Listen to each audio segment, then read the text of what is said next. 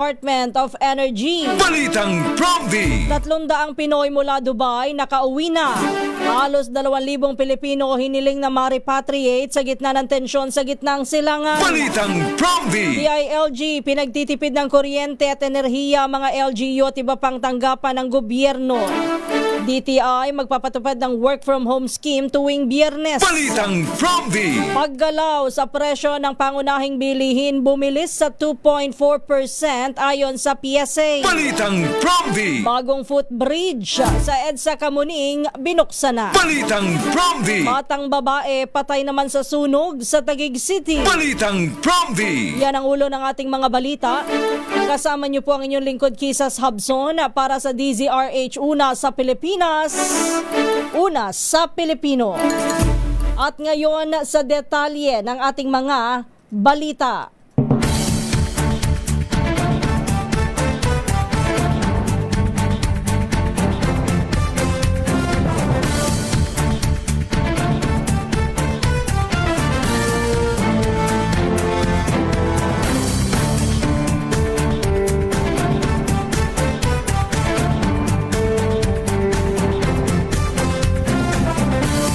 Pumayag na ang mga oil companies sa Pilipinas na ipatupad ang staggered o pautay-utay na pagtaas ng presyo ng petrolyo upang mabawasan ang biglaang epekto nito sa mga motorista. Ayon kay Energy Secretary Sharon Garin, ito ang napagkasunduan sa naging pulong ng ahensya kasama ang mga oil companies sa gitna ng tensyon sa Middle East na nagdudulot ngayon ng mabilis na paggalaw sa presyo ng langis. Batay sa unang 3 araw ng trading sa Mine of Platts, Singapore, posibleng tumaas ang presyo ng kerosene ng hanggang 28 pesos kada litro, 15 pesos naman sa kada litro ng diesel at 7 pesos sa kada litro ng gasolina sa susunod na linggo. Nagbabala rin ng DOE laban sa hoarding o pag-iimbak ng langis dahil maaari umanong maubos ang reserba ng ating bansa. Balitang Promdi!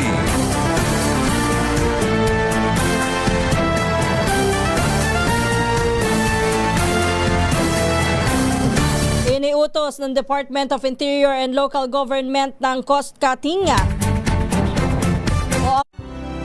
sa mga ahensya nito sa gitna ng inaasahang pagtaas ng presyo ng langis dulot ng tensyon sa Middle East. Ayon kay Interior Secretary John Vic Remulla, kailangang bawasan o tuluyang alisin ang mga hindi kinakailangang aktibidad tulad ng mga seminar upang makapagtipid sa gastusin ng pamahalaan. Kasama rin sa mga pagbabago ang paglilipat ng Seal of Good Local Government Awards mula sa taunang paggawad tungo sa isang beses kada 3 taon. Samantala, pinag-aaralan naman ng Philippine National Police ang paggamit ng electric vehicle bilang bahagi ng kanilang patrol fleet upang mabawasan ang gastos sa gasolina. Ayon kay PNP Chief General Jose Melencio Nartates Jr., nagsisilbing wake-up call ang krisis sa Middle East upang muling pag-aralan ng mga polisiya sa pagbili ng mga patrol vehicle ng pulisya. Balitang Promdi! Alas 3:12 na po ng umaga. Puntahan muna natin mga report mula sa probinsya. Unahin natin ang Pangasinan. Isang pintor natimbog sa buy-bust operation sa mga tarem. Ibalita mo yan RH38, Freddy Fajardo. Talapos ang isang 39 anyos na pintor matapos ang ikinasang buy-bust operation sa bayan ng mga tarem. Sa ulat ni mga tarem Chief of Police Major Arturo Melchor Jr., nagsagawa ng operasyon ang kanyang mga tauhan sa Drug Enforcement Team matapos makipag-ugnayan sa PDEA Regional Office 1 laban sa suspect pasado alas 5 ng hapon sa Barangay Calbo ng nabanggit na bayan, at isa sa mga pulis na nagkunyaring buyer nakabili ng isang plastic sachet na naglalaman na hinihinalang sabu na tumitimbang ng 0.6 grams na may street drug price na 4,080 pesos at agad itong inaresto. Nasamsam sa akusado ang marked money ginamit sa operasyon. Kasong paglabag sa Republic Act 9165 Comprehensive Dangerous Drug Act of 2002 ang kinakarap ng suspect na kasalukuyang nasa kustodiya ng mga Tarim Police Station.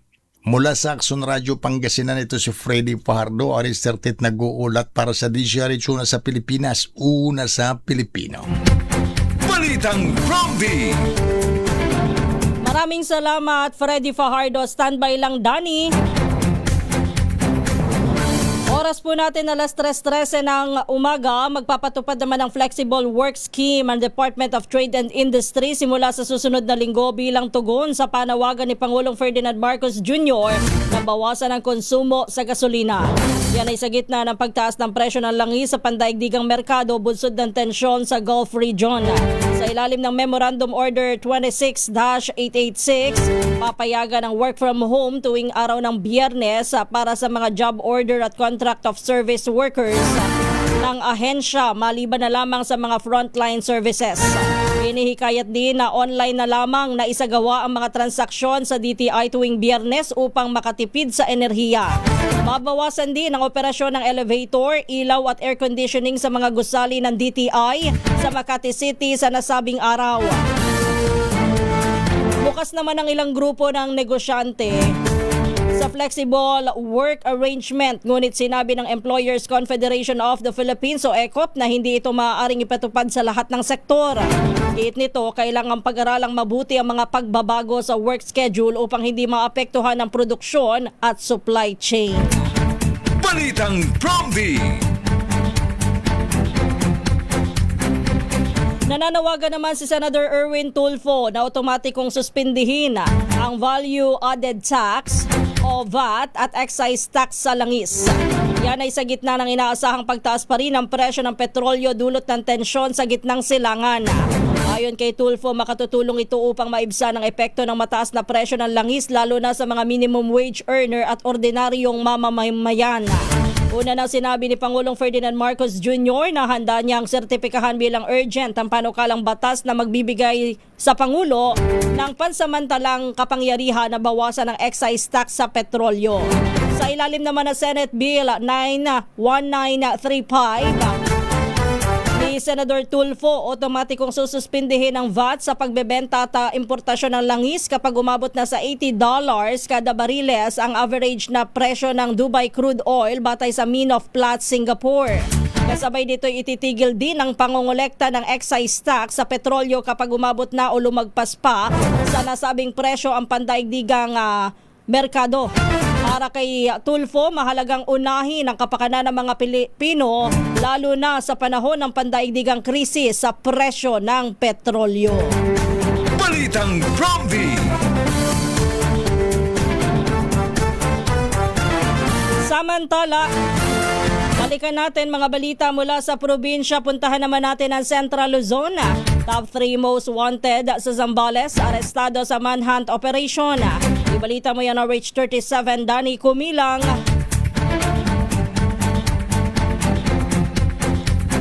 Arestado ang tinaguriang top 3 most wanted person na Zambales. Makaraan ang manhunt operation ng San Antonio Police nitong Marso 5, 2026 sa Purok 3 Santol Extension, Barangay New Cabalan, Olongapo City. Kinilala ang suspect na si alias Mike na nahuli ito sa bisa ng warrant of arrest para sa paglabag sa Section 12 ng RA 9165 o ang Comprehensive Gross Drug Act of 2002. Siya rin ang top 1 most wanted person sa bayan ng San Antonio, Zambales. Kasalukuyang nasa kustodiya na ng San Antonio Municipal Police Station ang suspect habang inihanda ang mga kaukulang dokumento para sa kanyang kaso. Danny Gumilang, RH37, DCRH, una sa Pilipinas, una sa Pilipino.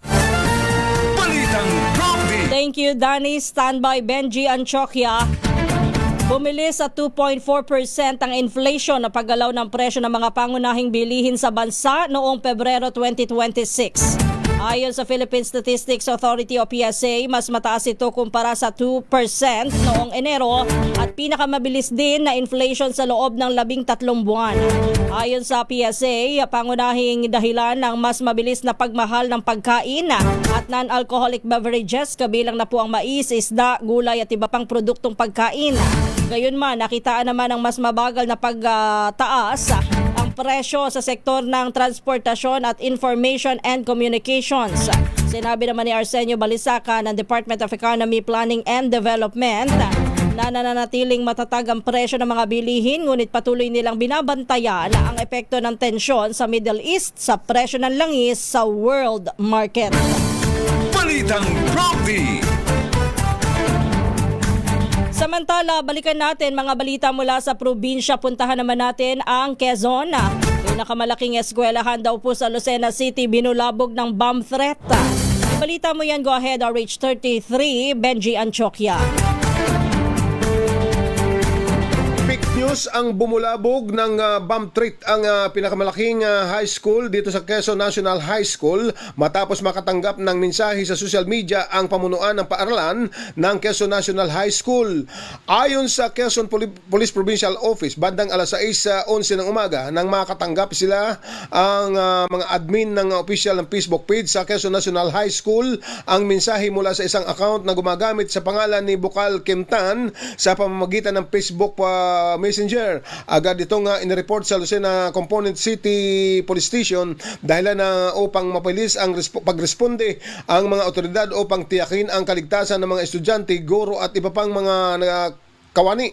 Bilang bahagi ng standard safety protocol, pansamantalang pinalikas ang mga estudyante sa loob ng campus at pinauwi ang nasabing iba pang mga kawani habang isinasagawa ang masusing pag-iimbestiga. Kaagad naman nagresponde ang PNP exclusive kabilang ang K9 inspection at paniling o pangmatiyak kung may anumang kahinahinalang bagay o pampasabog sa loob ng nasabing paaralan. Kasabay nito, agad ding kumilos ang Quezon Cyber Response Team upang matukoy at ma-validate ang nasabing Facebook account na ginagamit ang pagpapadala ng bomb threat. Matapos ang masusing pagsusuri ng mga otoridad, walang natagpuan na bomba sa loob na paaralan at idineklarang ligtas ang lugar. Sa pahayag naman ni Quezon PNP Provincial Director Colonel Romulo Bong Albasia, tiniyak nito na sa publiko na nananatiling nakaantabay ang kapulisan upang mapanatili ang kaligtasan ng nasabing mamamayan sa lalawigan ng Quezon. Ito si Benji Antioquia nag-uulat para sa DCRH, una sa Pilipinas, una sa Pilipino. Balitang Prompty. Samantala, sa iba pa nating mga balita, nakauwi na sa Pilipinas ang halos 300 Pilipino mula sa Dubai matapos na maipit sa nagpapatuloy na tensyon sa Middle East. Ayon sa Department of Migrant Workers, 279 na mga Pinoy ang dumating kabilang ang ilang bata. Yan po ang unang batch ng mga Pilipinong nirepatriate mula sa nabanggit na bansa. Mismong sina DMW Secretary Hans Leo Kakdaka at ang mga kinatawan ng Overseas Workers Welfare Administration o OWA ang sumalubong sa mga repatriated Filipinos kahapon ng umaga. Nauna nang sinabi ng OWA na mahigit sa 1,000 OFW ang nagpahayag na po ng intensyon na makauwi sa Pilipinas dahil sa lumalalang tensyon sa Middle East. Balitang Prompty. Pero nadagdagan pa po ang bilang ng mga nais na magpa-repatriate. Umakyat na po sa halos 2,000 Pilipino ang humingi ng tulong sa gobyerno para ma-repatriate o makauwi ng Pilipinas dahil sa tumitinding tensyon sa Middle East. Ayon kay OWA Administrator PY Kuwanan, kabilang po sa mga nagpapasaklolo ang 312 kababayan mula sa Bahrain, 363 sa Kuwait, 285 sa Abu Dhabi at 231 sa Dubai. Kasabay nito'y tiniyak po ng gobyerno na tatrabahuhin na ang ikalawang batch ng repatriates matapos na lumapag kahapon ng umaga ang unang 279 na Pilipinong na stranded sa rehiyon. Balitang Prompty. Wala pang kasiguruhan kung kailan maiuuwi sa Pilipinas ang labi ng Pinay caregiver na si Mary Ann Velasquez de Vera na nasawi sa Israel. Sa isang press conference sa NAIA, ipiniliwanag po ni Migrant Workers Secretary Hans Leo Kakdak na naghihintay pa sila ng tamang pagkakataon dahil sa sitwasyon sa airspace sa Israel. Git ni Kakdak, kailangang ikonsidera ang seguridad ng mga airport operation at ang mga bansang dadaanan bago tuluyang maiuwi ang labi ng biktima. Siniguro naman ang kalihim na ibibigay ang kinakailangan tulong sa pamilya ni De Vera gaya ng pinansyal, burol at libing. Balitang Prompty. Pinag-aaralan na rin ang kaukulang hakbang ng mga ahensya ng pamahalaan sa posibleng exit route ng mga OFW at iba pang mga kababayan na naiipit sa tensyon sa iba't ibang bansa sa Middle East. Yan ay kasunod ng hindi pa na ibabalik na operasyon sa airspace sa mga pangunahing ginagamit sa pagbiyahe. Sa pagdinig sa Senate Committee on Migrant Workers, sinabi naman ni Migrant Worker Secretary Hans Leo Kakdak na panay simulation na ang ginagamit ngayon ng kanilang mga tauhan doon. Ayon kay Kakdak, tukoy na nila ang meeting place at exit points, ngunit hindi niya idinidetalye para po ito sa security reason. Balitang Prompty.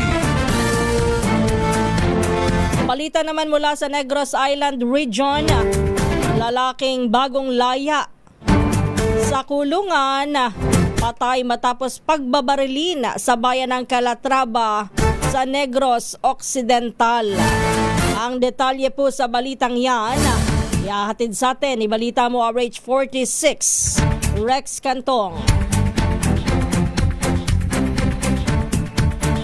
Patay ang isang lalaki na kalalabas lamang ng kulungan matapos pagbabarilin sa Sitio Kapanuyan, Barangay Minapasok, Bayan ng Calatrava, Negros Occidental. Ang biktima kinilala na si John Marinas, 29 anyos, residente ng Barangay Marcilo ng nasabing bayan, habang ang sospek kinilala na sina alias Eliot at alias Jojo, pawang mga residente ng Puro Kawayan, Barangay Minapasok ng nasabing bayan. Ayon kay Police Captain Jesus Alba, Deputy Chief of Police ng Calatrava PNP, kinuha umano ng dalawang sospek ang biktima sakay ng kanyang motorsiklo sa bahay at ginawa ang krimen. Nakita ang katawan ng biktima sa isang sapa sa nasabing lugar na wala ng buhay at mayroong tama ng pamamaril sa kanyang katawan. Naaresto naman ng kapulisan si alias Eliot at na-recover ang isang motorsiklo, dalawang basyo ng kalibre 45 na baril at isang 12-gauge shotgun. Ito si RH46 Rex Cantong para sa DZRH, una sa Pilipinas, una sa Pilipino. Balitang Prompty. Maraming salamat Rex Cantong, standby lang Jocelyn Make. Samantala, nakipagtulungan naman ang GCash sa Karim Pay. Yan ay upang mapabilis ang at mas gawing epektibo ang pagpapadala ng pera ng mga OFWs o Overseas Filipino Workers mula sa United Arab Emirates patungo sa kanilang mga kaanak dito po sa Pilipinas. Ang nasabing kolaborasyon ay bahagi po ng pinalakas na presensya at pagkilala ng Pilipinas sa UAE at OFW bilang isa sa mga mamahahalagang remittance corridors ng ating bansa. Ito po'y makaraang pirmahan ng dalawang kumpanya ang isang kasunduan sa Karim Head Office sa Dubai, kung saan ay formal na isinagawa ang direct integration na makatutulong sa mga user sa UAE na direktang makapagpadala ng pera sa mga GCash wallet ng kanilang mga kaanak dito po sa Pilipinas. Ayon sa GCash, focus ng kolaborasyon ang isa sa mga pinakamalaking komunidad ng mga Pilipino sa Middle East na regular umanong nagpapadala ng pera sa Pilipinas upang suportahan ang kanilang mga pamilya. Sa pamamagitan ng direktang paglink ng Karim Pay sa GCash, layunin po ng dalawang kumpanya na alisin ang mga hadlang sa cross-border transfer at gawing digital ang prosesong matagal nang umaasa sa mga bangko at physical na remittance center. Sa ilalim ng integration, maiiwasan po ng mga user ang delays na karaniwang makikita sa mga traditional na bank transfer. Direktang makapagkikredita ng pondo sa GCash accounts ng mga tanggapan at ang mga tatanggap at karaniwang nakatatanggap sa loob lamang ng ilang minuto, kaya naman maaari itong magamit kaagad. Nananatili namang mahalagang haligi ng ekonomiya ng Pilipinas ang remittances na umaabot po sa bilyong dolyar bawat taon mula sa mga overseas workers.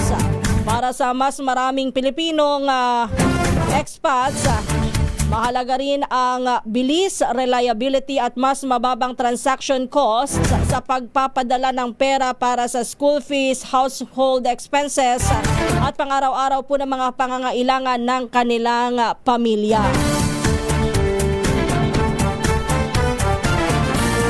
Upang makapagpadala po ng pera, kailangan lamang na i-download ng mga user ang pinakabagong version ng Careem app. I-tap ang Pay sa home screen at sundin ang mga hakbang sa ilalim ng Send Abroad tab. Inaalis daw po ng wallet-to-wallet transfer system ang mga dagdag na hakbang upang mas maging seamless at mabilis ang karanasan ng mga user. Bilang bahagi po ng programang nag-aalok din po ang Careem Pay ng 20 AED cashback at zero fees sa unang transfer patungo ng Pilipinas gamit po ang code na GCash20. Maaari rin po makakuha ng exclusive rates ang mga Careem Plus members. Ipinapakita po dito sa partnership na ito ang patuloy na pagpapalawak ng GCash sa international remittance network nito habang pinalalakas ang digital financial access para sa mga OFW. Balitang Prompty. Maganda ho yung ganyan. Nang sa gayon, lalo na sa panahon na ngayon na hindi mo alam kung kailan na magkakaroon ng sigalot. Kahit ho nasa bahay lamang, maaari nang makapagpadala yung mga pamilya, lalo na dyan sa UAE, maging dyan sa Dubai. Pwede nang magpadala ng cash sa kanilang pamilya nang hindi na pumupunta sa mga remittance center at hindi na lumalabas sa kanilang mga bahay. Balitang Prompty. Alas 3:30 na po ng umaga. Puntahan naman natin balita naman sa Western Visayas. High school student arestado sa drug buy bust operation sa Lambunaw, Iloilo. 1.2 milyong pisong halaga ng suspected shabu ang na-recover. Ibalita mo yan, Jocelyn Makia ng Action Radyo Iloilo.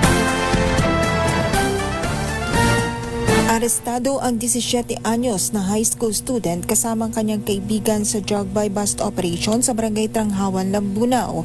Na-recover kina alias Justin ng Barangay Kagisanan, Lambunaw at 20 anyos na si alias Mark ng Barangay Tigbayog, Kalinog ang 185 grams na suspected shabu na may standard drug price na 1,258,000 pesos. Ayon kay Lieutenant Vincent Garcia Jr., OIC ng Lambunaw Municipal Police Station, matagal nang namonitor ang illegal drug activities ni Justin.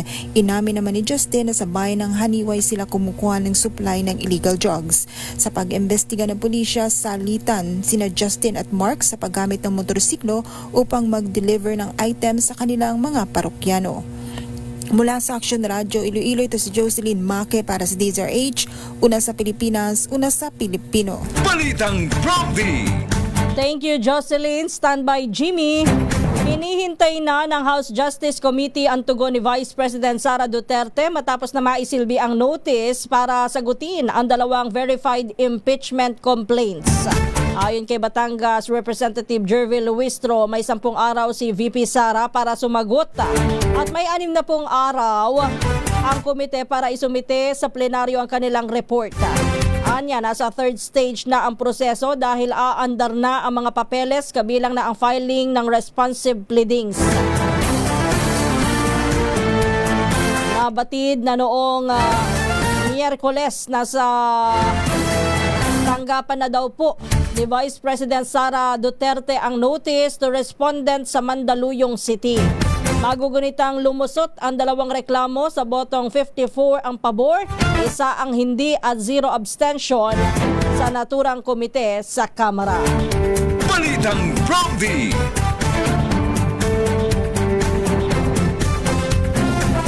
Tinangka daw hong suhulan ng 500 milyong piso hanggang sa 1 bilyong piso ang whistleblower na si Ramil Madriaga kapalit ng kanyang pananahimik sa kanyang mga akusasyon laban kay Vice President Sara Duterte.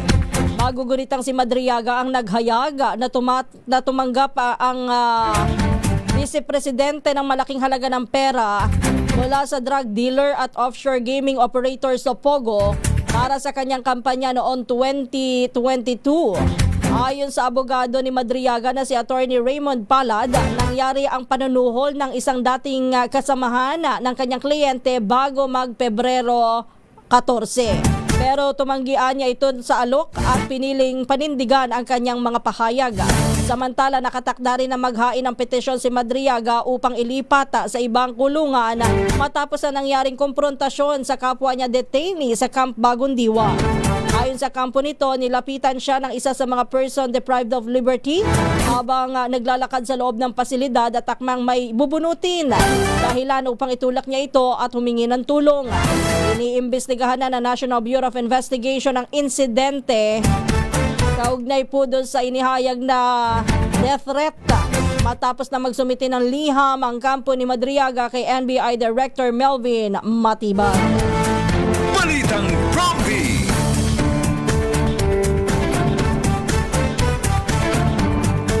Samantala, binatikos ni Vice President Sara Duterte ang umano'y nakabibinging katahimikan ng civil society groups, simbahan at ilang mambabatas kaugnay ng expose ng 18 mga dating Marines hinggil sa maanumalyang flood control projects.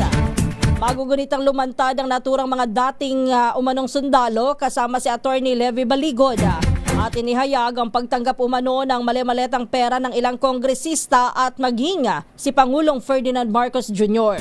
Bit ni Baligod, ang naturang mga mali-maletang pera ay galing po sa kickback sa flood control anomalies.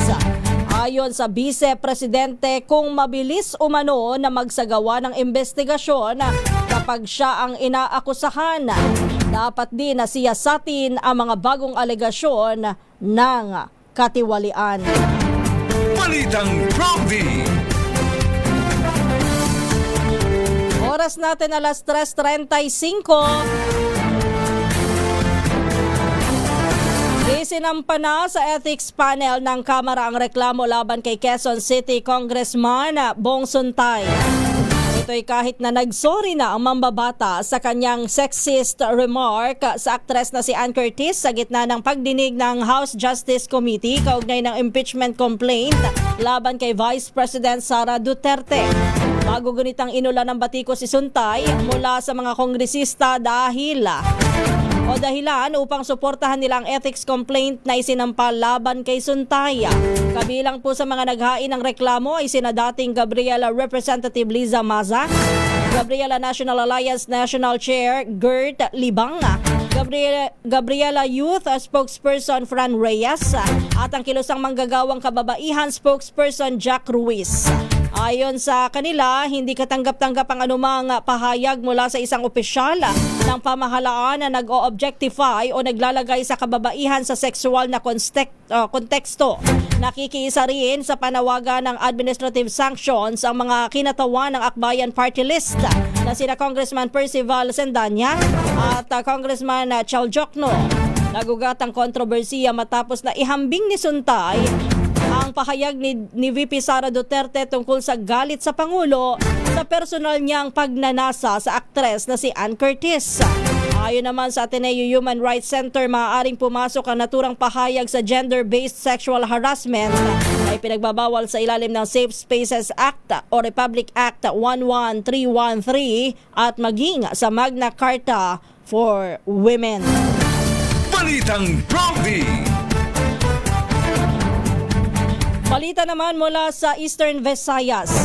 Pedicab driver inaresto ng PNP matapos tangkaing sunugin ang malaking establishmento ng na nasa bayan daw po ng Naval Biliran.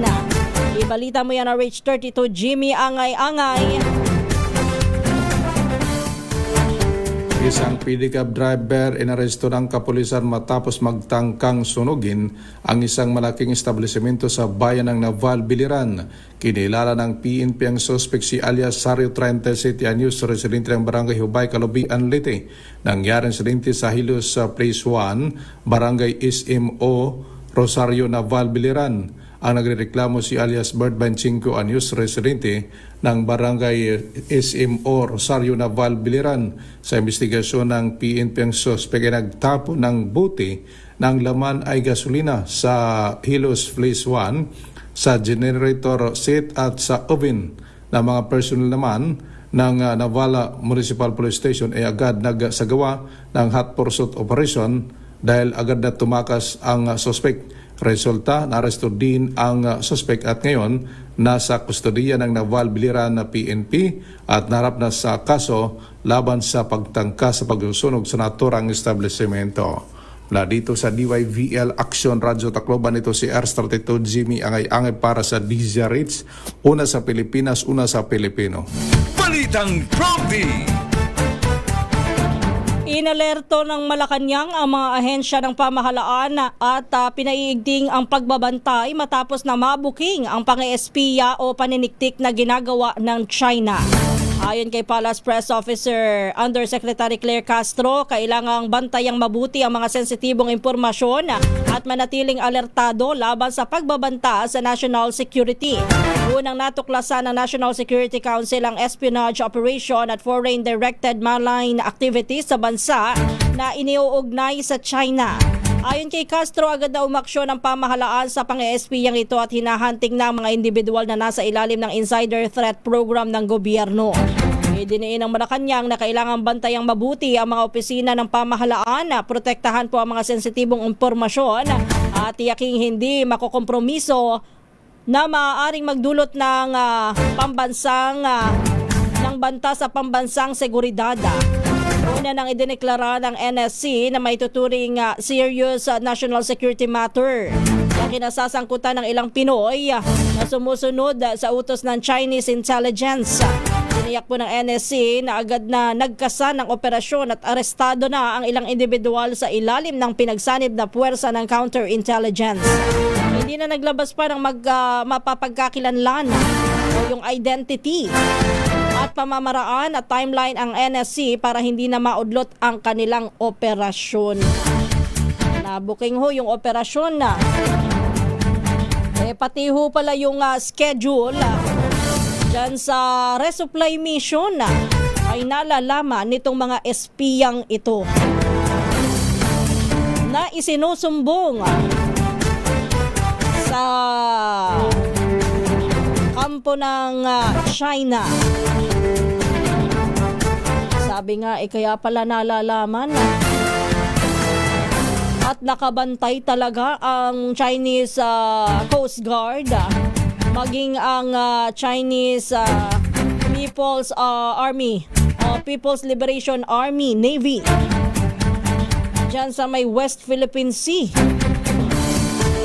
At nagagawang paghandaan ng pambobomba ng tubig sa ating mga kasundaluhan na naghahatid po ng supply dyan sa may West Philippine Sea ay dahil po dito sa mga espiyang ito na nagbibigay ng impormasyon sa kanila.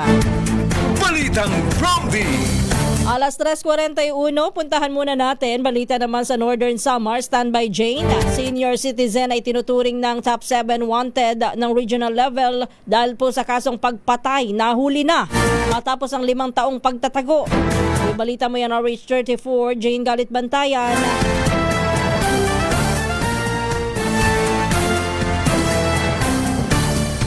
Napasa kamay na ng otoridad ang itinuturing na Regional Top 7 at Provincial Top 2 Most Wanted Person na naharap sa kasong pagpatay dito sa lalawigan ng Northern Samar. Nahula na sabing wanted sa Barangay Hubasan, Ali, Northern Samar matapos ang halos 6 na taon na pagtatago nito sa batas.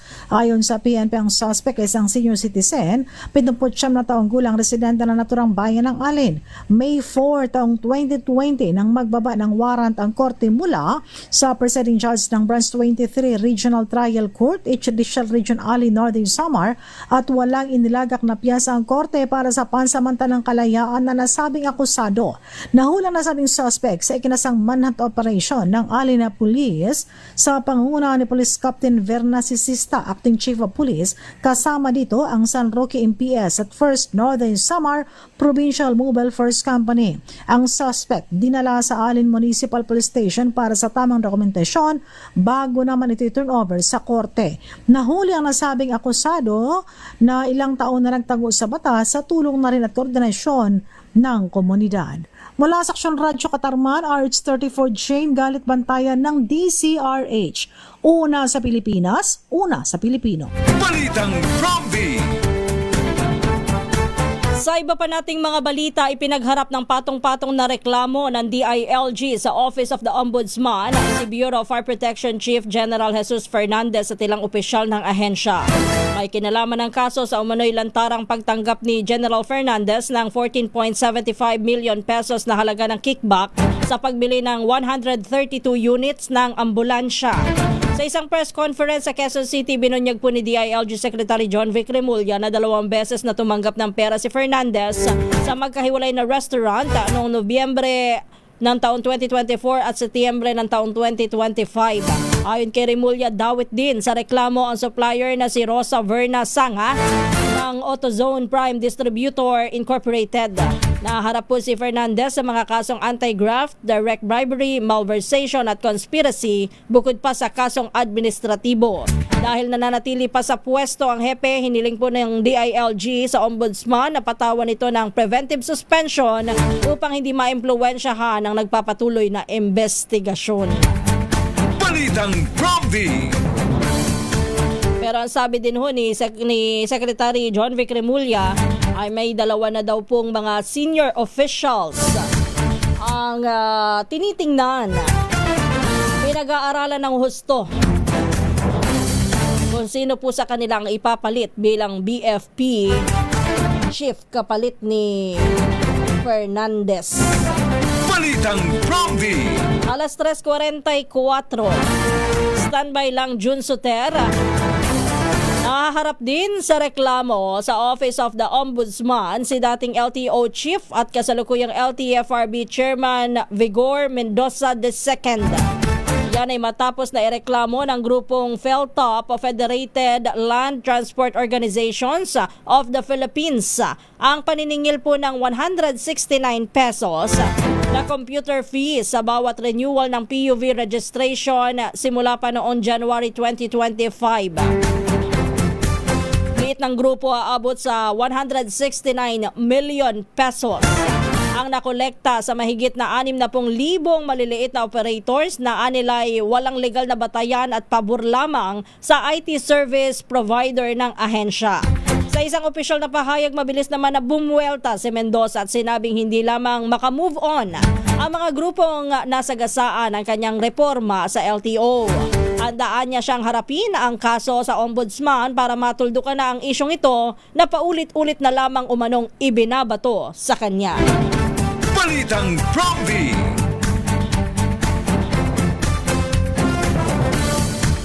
Formal nang binuksan ang bagong footbridge sa EDSA Busway Kamuning Station. Papalitan nito ang controversial na footbridge na tinaguriang Mount Kamuning dahil sa sobrang taas. Personal na ininspeksyon ni Pangulong Ferdinand Marcos Jr. ang 55 million pesong halaga ng footbridge project na mas accessible na ngayon para sa mga commuter, lalo na po sa mga senior citizen at person with disabilities o PWD. Kasama po sa mga nag-inspeksyon sina First Lady Liza Araneta Marcos, DPWH Secretary Vince Dizon at Transportation Secretary Giovanni Lopez. Ang bagong footbridge ay may elevator at wheelchair lift at may direktang koneksyon na rin sa istasyon ng busway upang mas maging maginhawa ang paglipat po ng mga pasahero mula MRT Line 3 patungo po sa EDSA Bus Carousel. Mas madali ito kung ikukumpara sa Mount Kamuning Footbridge na 9 na metro ang taas at 154 na baitang ang hagdanan. Balitang Prompty. Kapag ho kayo'y umakyat po doon sa dating footbridge, yung tinatawag na Mount Kamuning, hindi may iwasan. Bago pa kayo makarating sa tuktok, mga ilang beses ho kayong hihinto bago ho kayo makarating sa inyong paroroonan. Balitang Prompty. Alas 3:47, puntahan natin ang Davao High Value Individual. Arestado daw po sa Davao de Oro. 340,000 pesos na halaga po ng shabu ang nasamsam. Ibalita mo yan, Jun Soter ng Action Radio Davao. Iniulat ng Davao City Police Office o DCPO ang serye ng mga operasyon laban sa kriminalidad sa lungsod noong Pebrero 2026 sa ilalim ng pamunuan ni Acting City Director Police Colonel Manan Moarip. Sa kampanya kontra illegal na droga, nagapagsagawa ang kapulisan ng 184 na operasyon na resulta sa pag-aresto ng 207 katao na sangkot sa droga. Nasamsam sa mga operasyon ang tinatayang 484 na gramo ng shabu at mahigit 5.5 kilo ng marijuana na may kabuang halaga halos 3.9 milyon. Umabot naman sa 222 kakaso ang naisampa sa korte. Sa kampanya laban sa illegal na sugal, 49 na operasyon ang isinagawa kung saan 60 individual ang naaresto at higit 17,000 na pirang pantaya ang nakumpiska. Samantala sa pinaigting na manhunt operations, naaresto ng kapulisan ang 159 na wanted persons, kabilang ang 75 most wanted individuals. Sa operasyon laban sa loose firearms, 32 na operasyon ang isinagawa na naresulta sa pagkakasamsam ng 15 baril at pagkakaresto ng 12 katao. Mayroon ding 12 baril na kusang isinuko habang 6 pa ang ipinasakamay ng mga may-ari para sa safekeeping sa ilalim ng Oplan Katoka. Ayon sa DCPO, malaking bahagi ng tagumpay ng kanilang operasyon ang patuloy na pagkipagtulungan ng komunidad, mga barangay at ng lokal na pamahalaan upang mapanatili ang kapayapaan at kaayusan sa Davao City. Ito si June Suter para sa DZRH. Una sa Pilipinas, una sa Pilipino. Balitang Promdi. Thank you, June. At patay naman ang isang 10 taong gulang na batang babae sa sunog sa residential area sa Taguig City.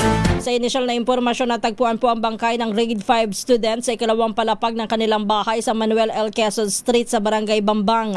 Nangyari ang sunog alas 3:45 kahapon habang idineklara itong fire out alas 4:40 ng hapon. Bukod sa nasawi, 6 na pamilya o 23 individual din ang naapektuhan ng sunog. Inaalam pa ng arson investigator ang sanhi ng sunog at ang halaga ng napinsalang ari-arian. Balitang Promdi. Samantala, maghahanda-handa na po yung ating mga kababayan. Matitinding tagaktak daw po ng pawis ang inaasahan dahil sa mainit na temperatura at maalinsangang panahon hanggang sa buwan ng Mayo. Ayon po sa Pag-asa, Administrator Nathaniel Servando, bunsod dito ng malakas na easterlies o hangin galing sa Pasipiko. Pero nilinaw po ng ahensya na hindi ito dahil sa El Nino, lalo't umiiral pa rin ang La Nina sa ating bansa. Kahapon po naitala ng Pag-asa ang 42 degrees Celsius na heat index, pinakamataas po na damang init na pumalo po ngayong taon. At yan po naitala sa Coron, Palawan. Ito na po ang ikatlong sunod na araw na nasa danger level ang init factor sa lugar kung saan ang babala nga po ng Pag-asa posible ang heat cramps at heat exhaustion. Inaasahang magtatapos na ang panahon ng amihan sa ikatlo o ika-4 na linggo ng Marso. Balitang Promdi. 9 minuto bago mag-alas 4. Diyan na po nagtatapos ang ating balitaan dito po sa Balitang Promdi. Tayo ho ay dadako na sa pangalawang bahagi naman ng ating programa. Balitang Promdi.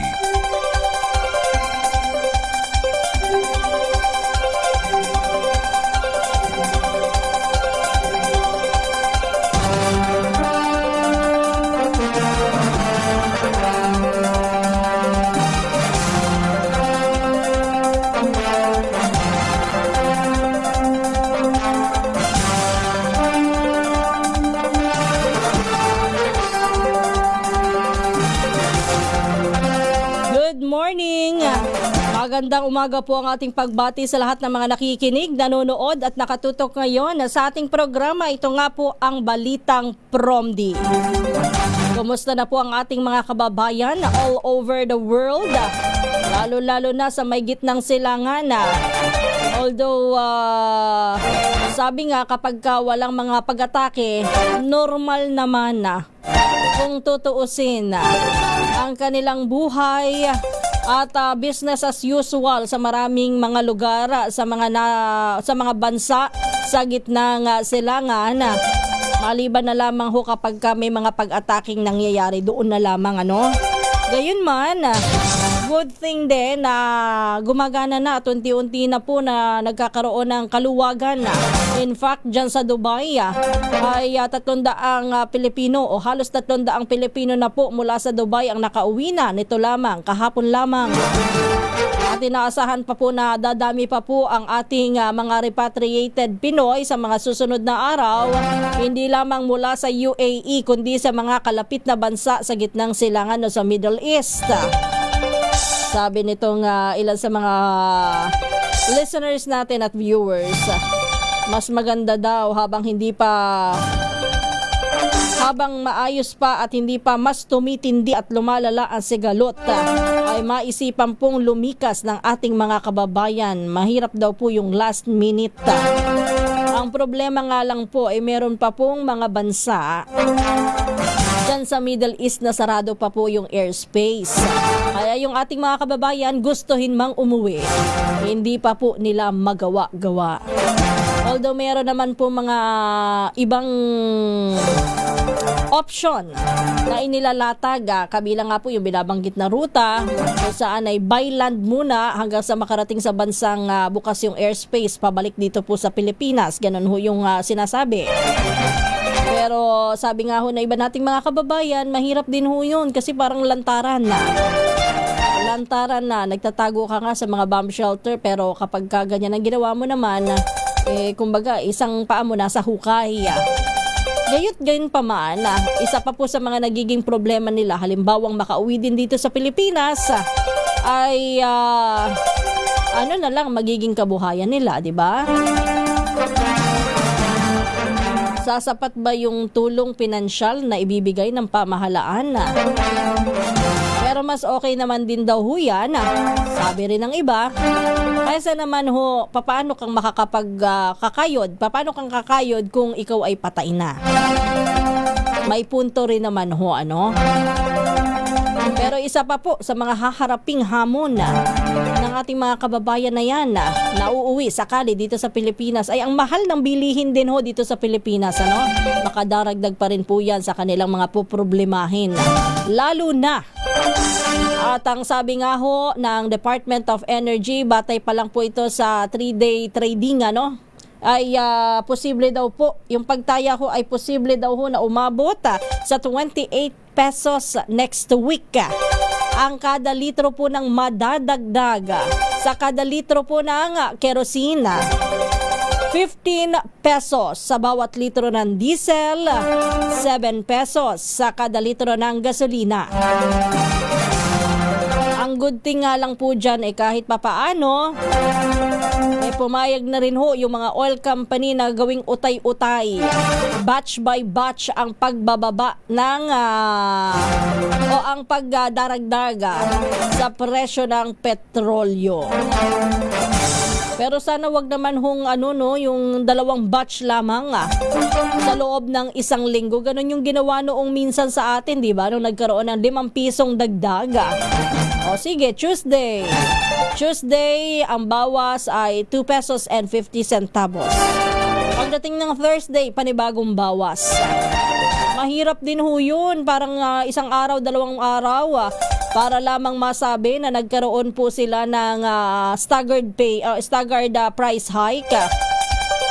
Sana ho pag-isipan ding mabuti.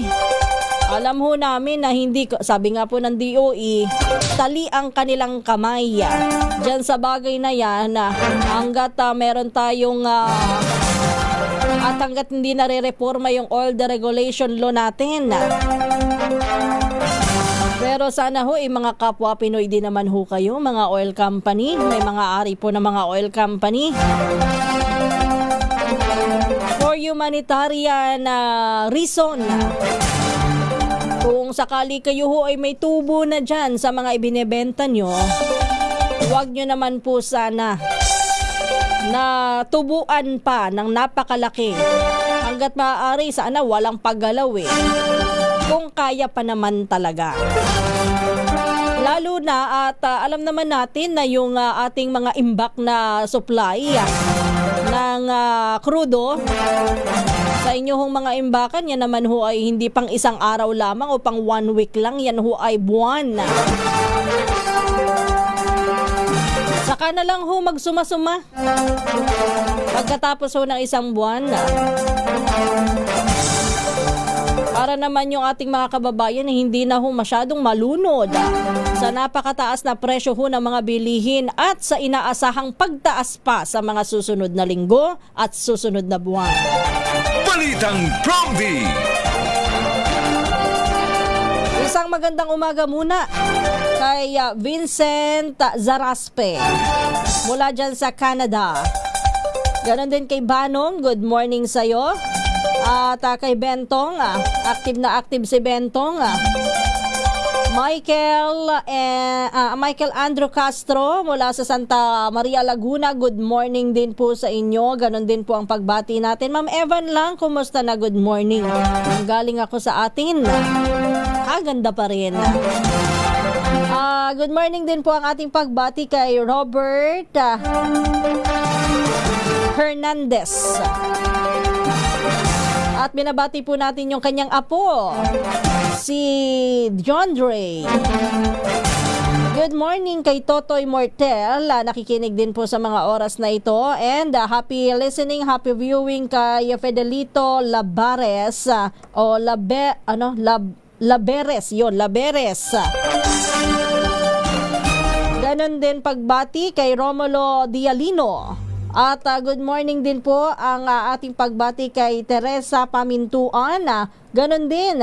Happy viewing, happy listening kay Jojo T mula sa Bacoor City sa Cavite. June Oliveros, isang magandang umaga po. Ma'am Becky Tisuka, kay Ivy Gutierrez, good morning. Hilbra Gais.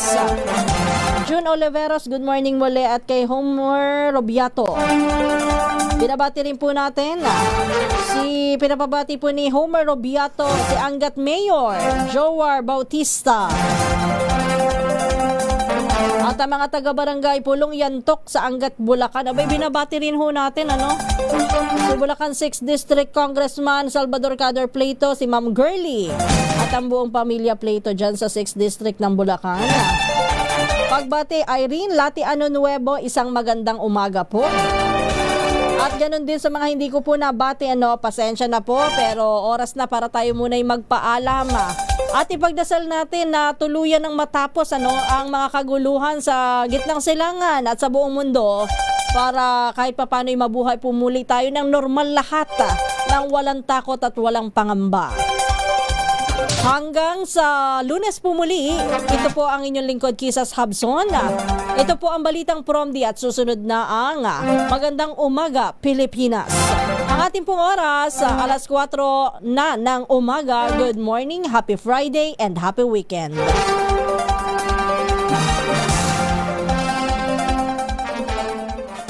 DCRH number 1 na naman.